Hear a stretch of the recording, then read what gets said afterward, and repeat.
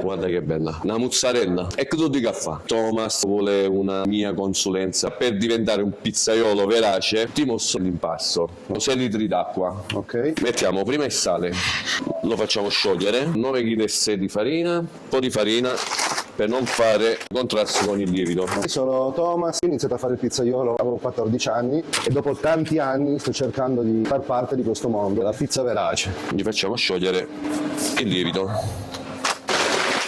Una volta che abbiamo preso il punto di pasta a tatto, se c'è bisogno di acqua o altra farina. Tocca? Un po' d'acqua. Bravo, ancora un po' d'acqua. Siamo affidati a Gennaro per la sua esperienza, la sua conoscenza e il punto di riferimento per quello che riguarda la pizza verace napoletana.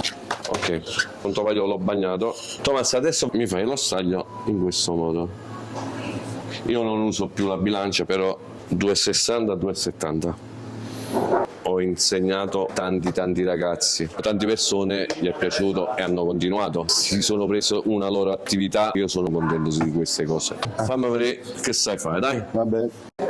Bravo, ottimo, bravo. Grazie. Vediamo fra 8 ore. Anche tu un impasto così dopo 8 ore? Scrivilo nei commenti. Adesso la stesura. Deve uscire una pizza diametro 33, un po' di bordo dai 2 ai 3 cm. La pizza verace, una pizza antica, è la vera pizza napoletana.